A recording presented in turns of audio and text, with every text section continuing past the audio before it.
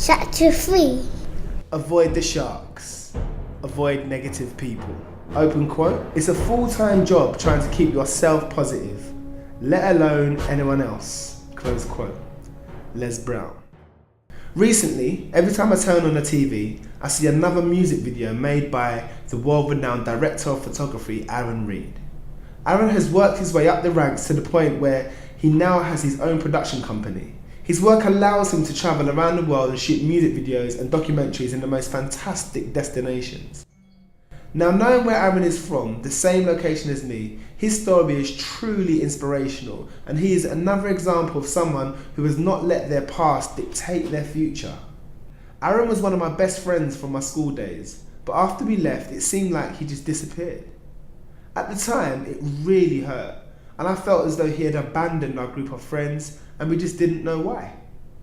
As time went on, new relationships were forged, water passed under the bridge, and I was able to forgive Aaron for disappearing back then, mainly because I was so proud of the man that he had become. So as I was writing this book and thinking of examples of people who had surfed the wave, I naturally thought of Aaron, and as we hadn't spoken for so long, I saw this as the perfect time to reconnect with him and tell him about the book. We spoke, we laughed, we shared many stories, and then Aaron proceeded to tell me some key pointers about exactly what it was which had made him successful. We grew up in the midst of the postcode wars where simply being a young man made you a target, and Aaron described the constant fights he would get in to where he thought he was going to die. He spoke about his brothers who were caught up in the vicious cycle of inner London violence which they couldn't break out of. This made them vulnerable and made him feel the same by association. In addition to this harsh environment, when Aaron came to school, he was surrounded by peers who made fun about his academic ability and life circumstances. Admittedly, and it hurts to type this, Aaron said that I was in fact one of those people. I can remember that in year 10 we were placed into maths, English and science sets based on our ability. And I was placed in top sets for all of them, whereas I don't think that Aaron was. I know that I was smug about this, but I had no idea how this impacted Aaron or anyone else for that matter. Now, if you're reading this and my childish arrogance offended you, then I sincerely apologise. Anyway, I was, in Aaron's eyes, a shark. He had to escape from these waters. He had to get away, but where? 150 miles away in Weymouth. Aaron found a film school. There, he could redesign himself. He wasn't dictated by his peers' opinions of him or his brother's street mentality. He could surround himself with a strong support network and find a mentor who would help him to focus his energy on something positive. He no longer had to worry about who is after me and who will I have to fight next. Fast forward 10 years and here he is, Aaron Reed, Director of Photography. Okay, so moving on. No surfer wants to be attacked by a shark or even worse, eaten alive whilst on their surfboard. So with that in mind, in order to keep you surfing that magnificent wave, we need to make sure that you continue to surf in safe waters. When sharks smell blood, they are likely to attack the source. So needless to say, it's not wise to go swimming in shark-infested waters when you are bleeding. Now, for the sake of this illustration, when I refer to sharks, I'm speaking metaphorically. I'm talking about non-productive people and the kind of environment that takes you away from your chosen wave of excitement and makes you feel weak, unworthy or deflated. And when I speak of blood, I'm talking about your feelings of insecurity, vulnerability and lack of confidence or feeling compassion and empathy for others who are actually no good for you. Now don't get me wrong, I'm not saying that it's not natural to feel a bit insecure when you first get on your surfboard.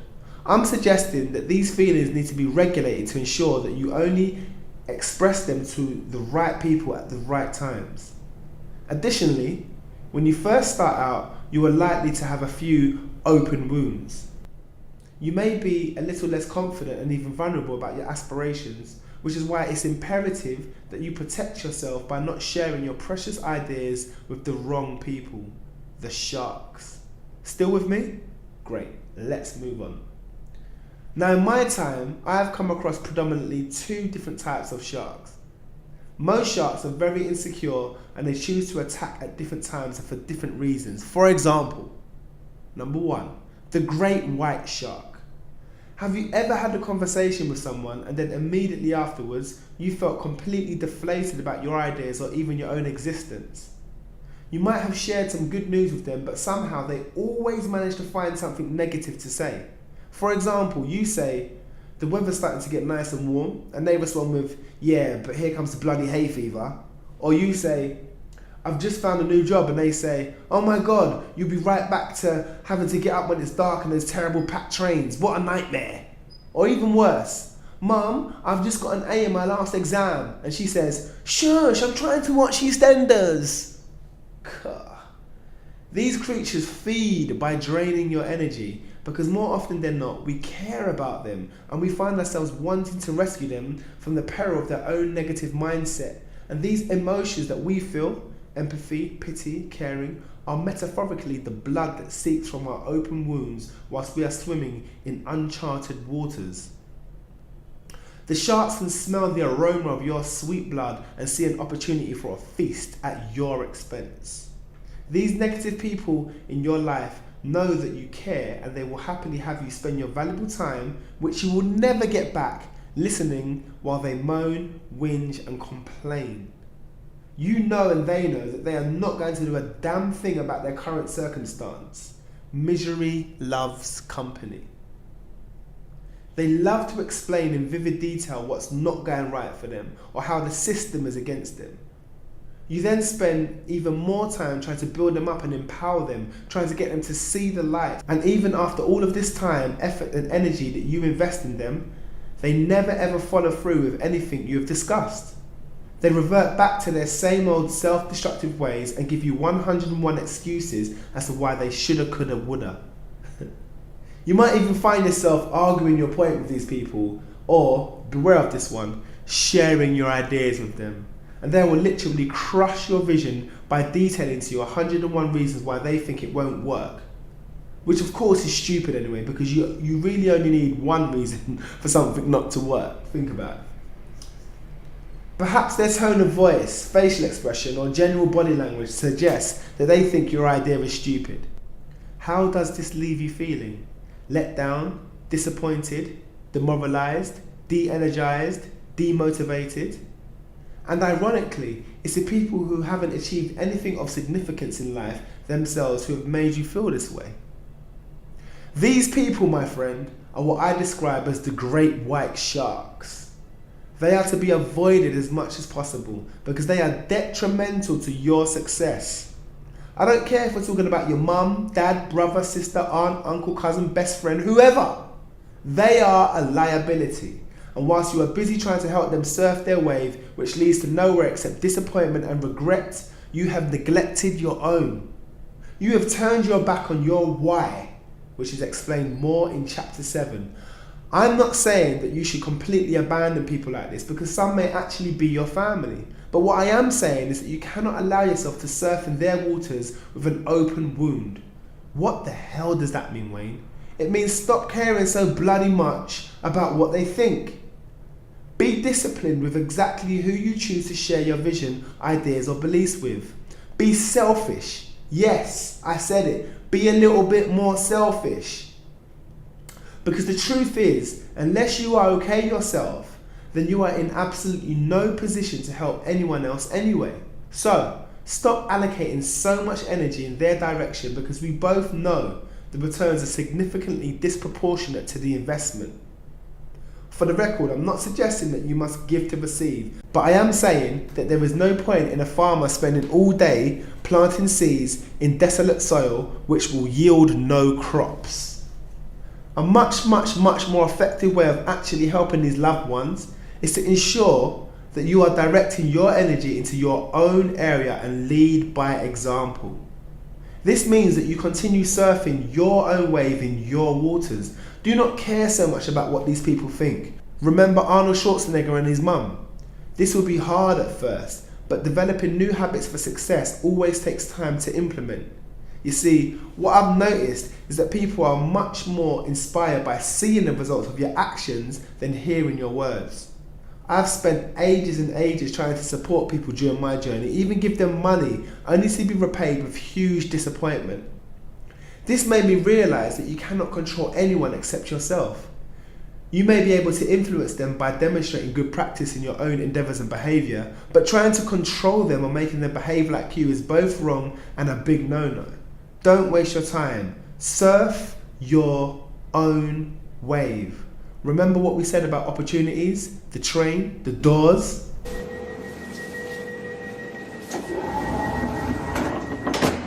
Some wise person once said that the best way to actually help the poor is not to become one of them. At the time, I thought that this was a harsh statement, but the more I thought about it, the more I began to understand it.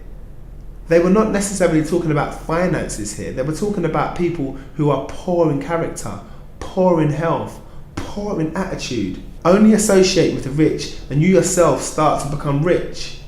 Now, I'm not saying this in a financially shallow way. What I mean is rich in character, rich in health, rich in attitude, and eventually rich financially. Number 2, the hammerhead shark. These creatures swim discreetly in and out of your waters and keep a very, very close eye on all of your movements. If you look closely, you find that you can see their fins circling around the water in which you are practicing catching waves. Whilst you are learning how to surf and clumsily falling off your surfboard, these sharks swim around just below the surface, observing you as you get better and better. And as soon as you develop any sign of mastery, then boom! Attack! They pop out of the water and have their jaws wrapped firmly around your limbs or start crunching away at your surfboard. So let me decode this for you. I need you to be vigilant of the places you are choosing to hang around and the people who are hanging around you. They know that you are onto something with your idea, yet they say nothing. They see you building up momentum and they say nothing. They could offer you some helpful encouragement or support, yet they give nothing. Now, this is all fair and well because at the end of the day, this is your wave and you should expect no one to help you surf it. But here's the problem. As soon as these people begin to witness you experiencing some form of success or achievement, then they suddenly appear out of nowhere, expecting a piece of the action. All of a sudden, they act as if they are your most loyal supporter. Once all of the hard work has been done by you, they will show you mad love and support and try to capitalize on your successes, claiming that they have been there for you since day one. In some ways, it's inevitable that people are going to creep out of the woodwork once your idea starts to come into fruition, and it's how you deal with that that's crucial. All I'm saying is to beware. 9 times out of 10, these people will not be around should the idea take a turn for the worse, so do not put a load of trust or high expectations into these people. A shark is a shark, no matter how much it wants to act like a cute dolphin. Once it smells blood elsewhere, boom, it will be gone again, ready to attack another unsuspecting surfer. Beware of the sharks. Now, I'm sure you can identify the characteristics of several other sharks that should be avoided at all costs. Below is an activity which will help you to identify shark-infested waters. But before we get into this, it's worth noting that some of these sharks are completely unaware that they may be affecting you in this unproductive way. I had no idea how my immaturity back then was affecting Aaron's confidence. A shark is a shark and it's going to do what sharks do.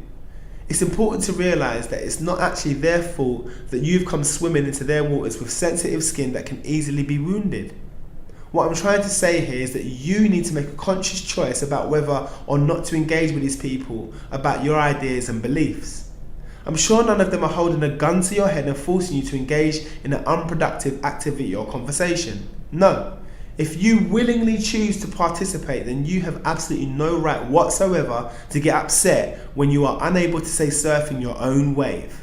I am also not suggesting that you need to completely cut yourself off on these people by changing your name, moving cities, or wearing a disguise to avoid them. No, I am merely saying that you need to be 100% conscious of exactly who you are speaking to, when you are speaking to these people, and also what is the likely outcome of the conversation.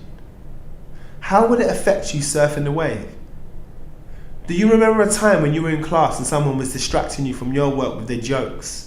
You couldn't control your laughter, and then you were the one who ended up getting in trouble. Well, you either chose to sit next to that person or didn't choose to move away. No one is saying that you shouldn't Befriend people who make you laugh, but not during lesson time. That can wait until break time, when listening to the buffoonery will not affect your progress in any way. With any type of shark you encounter, you should never ever reciprocate their negative energy, as this just removes you from your wave and you cannot afford for this to happen. Open quote. Don't let people pull you into their storms. Pull them into your peace. Close quote. Kimberly Jones.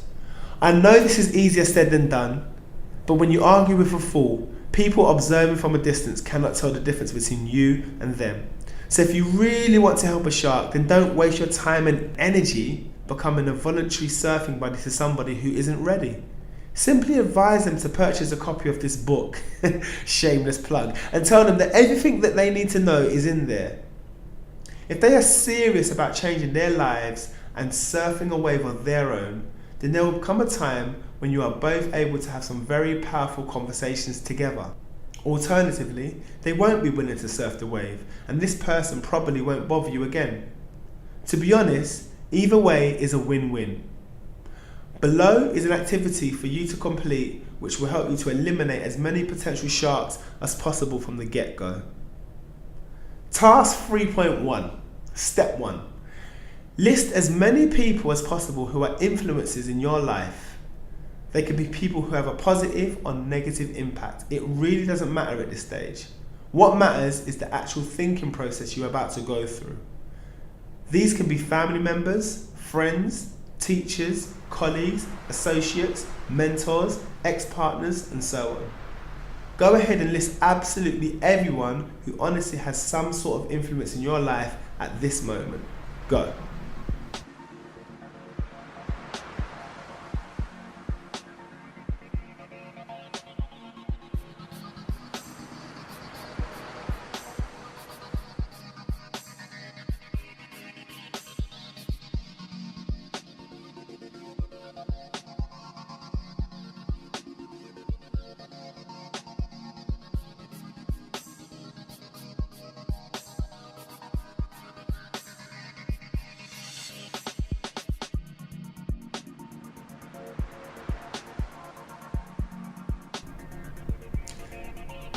Step 2. Imagine now that you are the captain of a ship about to embark on a fantastic journey towards your chosen destination. Now refer back to the list you have just created and carefully select your crew members. Remember, these are people who will need to support you when the winds get rough, food supplies get low, and the conditions start to deteriorate. Remember, you are on a journey, and if you fail your mission, you fail yourself. Go.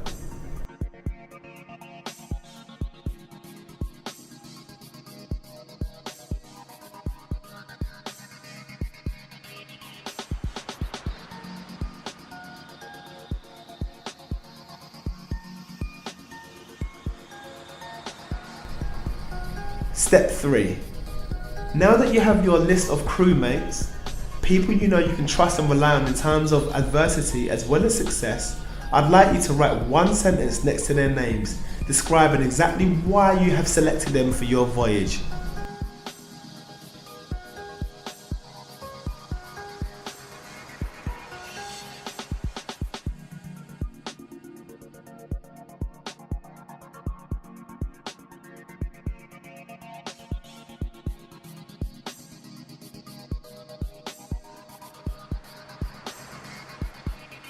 In a sentence or two, summarize what you've learned from this process.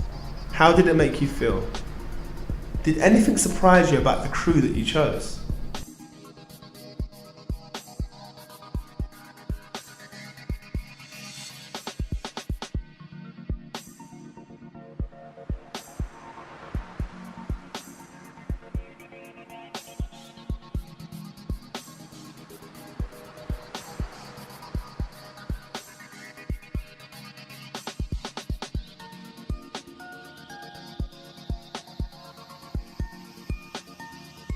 The people you have selected are the only people apart from your surfing instructor, explained in chapter 12, who you should allow yourself to speak to about your wave in any great detail. If you have selected them with care, These are people who will not take advantage of your open wounds, and if you do suffer or have setbacks along the way, they will actually try to bandage you up with care, support, advice and encouragement. They are your surfing buddies. The rest are sharks, so stay away. If you find yourself in a situation where you engage in a conversation with a shark and their view is predominantly pessimistic or unproductive, then remember, a wise man can entertain an idea without accepting it. Please take a second to let that last sentence digest. We often go into new endeavours with the best intentions but with the wrong support network. I want to make sure that whilst you are practicing hard to become a great surfer, you have the correct team around you. If you fall off your surfboard, if you are too tired to train, if you feel like giving up, or if you need some extra expertise, I need you to make sure that you have surrounded yourself with people who will support you rather than do you harm. If you are the smartest person in the room, you are in the wrong room. Close quote. Natalie Frank. Keep your list updated. All these people wanna talk crap, hold you back. When they see you doing fly, when they shoot you at the sky, they can't take it, puts cramps in their